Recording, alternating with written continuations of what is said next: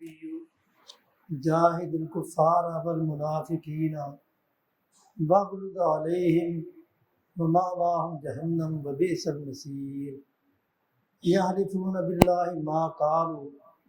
ولقد قالوا كلمة الكفر وكفروا بعد إسلامهم وهموا بما لم ينالوا وما نقموا إلا أن أغناهم الله ورسوله من فضله فإن يتوبوا يكن خيرا لهم وإن يتولوا يعذبهم الله عذابا أليما في الدنيا والآخرة وما لهم في الأرض من ولي ولا نصير۔ اللہ تعالیٰ نے جنگ تبوک سے پہلے منافقین کے ساتھ نرمی کا حکم تھا، کیونکہ یہ وہ لوگ تھے جنہوں نے ہر موقع پہ اسلام کو اور مسلمانوں کو نقصان پہنچانے کی کوشش کی، لیکن چونکہ کلمہ گو تھے، اگر ان کے اوپر یا ان کے خلاف تلوار اٹھائی جاتی تو جو دشمنان اسلام تھے، کفار تھے، وہ کہتے کہ دیکھو یہ اپنے لوگوں کو جو کلمہ گو ہیں ان کو قتل کر رہے ہیں۔ اور غزوہ تبوک میں بھی ایسا ہی ہوا کہ رسول اللہ صلی اللہ علیہ وسلم جب واپس آ رہے تھے تو چونکہ اس غزوے میں کچھ منافق بھی شریک تھے، انہوں نے آپس میں مشورہ کیا کیوں نہ ہو کہ کسی جگہ اگر ہمیں اللہ کے رسول اکیلے ملیں تو ہم ان پر حملہ کریں اور ان کی زندگی کا خاتمہ کر دیں۔ ایسا ہی ہوا کہ رات کے وقت رسول اللہ صلی اللہ علیہ وسلم حضرت عمار اور حذیفہ بن یمان رضی اللہ تعالیٰ عنہما ان دونوں کے ساتھ پہاڑوں کے درمیان راستہ تھا،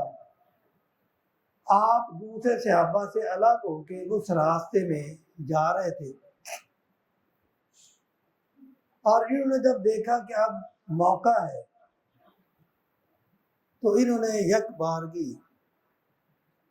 حملہ کرنے کی کوشش کی۔ اندھیرا تھا، حضرت حذیفہ اور عمار رضی اللہ تعالیٰ نے ان کے اونٹوں کو یا گھوڑوں کو مار کے بھگا دیا، منہ انہوں نے چھپائے ہوئے تھے، پہچانے نہ گئے،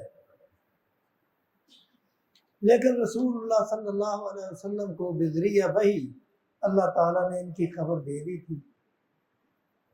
تو آپ نے حضرت حذیفہ کو بتایا اور ساتھ یہ کہہ دیا کہ یہ بات کسی اور کو نہیں بتانی، اور انہوں نے کہا بھی اے اللہ کے رسول جب یہ آپ کی جان کے دشمن ہے تو یہ 8-10 آدمی 15 آدمی ہے، ان کا خاتمہ کر دینا چاہیے تاکہ ہمیشہ کے لیے فتنہ جو ہے وہ ختم ہو جائے۔ لیکن رسول اللہ صلی اللہ علیہ وسلم نے اس وقت بھی اجازت نہ دی، اور اللہ تعالیٰ نے بھی یہ وحی نازل فرمائی یا ایھا النبی جاہد الکفار والمنافقین واغلظ علیہم، اے نبی آپ کفار اور منافقوں کے ساتھ جہاد کریں اور ان کے اوپر سختی کریں، لیکن تلوار اٹھانے کا حکم آپ کو نہیں تھا۔ منافقوں کے خلاف، کفار کے خلاف تو تلوار کا اٹھانے کا حکم تھا، لیکن آپ کو یہ حکم تھا کہ آپ ان کے ساتھ اپنا رویہ نرم نہ رکھیں۔ وَاغْلُظْ عَلَيْهِمْ وَمَأْوَاهُمْ جَهَنَّمُ وَبِئْسَ الْمَصِيرُ، کیونکہ یہ جہنمی ہے اور ان کا ٹھکانہ جہنم ہے اور وہ بہت برا ٹھکانہ ہے۔ اور ان کی ایک بری عادت یہ تھی کہ رسول اللہ کے خلاف یا صحابہ کے خلاف یا اسلام کے خلاف کوئی بات کرتے، اور جب وہ معاملہ کوئی صحابی سن کے رسول اللہ تک پہنچاتا اور یہ آپ کے پاس آ کے جھوٹی قسمیں اٹھاتے کہ ہم نے تو یہ بات کی نہیں، یعنی ایک موقع پہ نہیں، کئی مواقع ایسے آئے کہ صحابہ نے ان کی زبانوں سے مسلمانوں کے خلاف باتیں سنی اور وہ آ کے رسول اللہ کو بتائی۔ جب آپ نے ان کو بلایا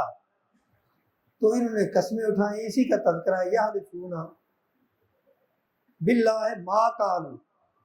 وہ آ کے اللہ کی قسمیں اٹھاتے کہ اے اللہ کے رسول ہم نے تو یہ بات کہی نہیں، ہمارے اوپر الزام لگایا جا رہا ہے،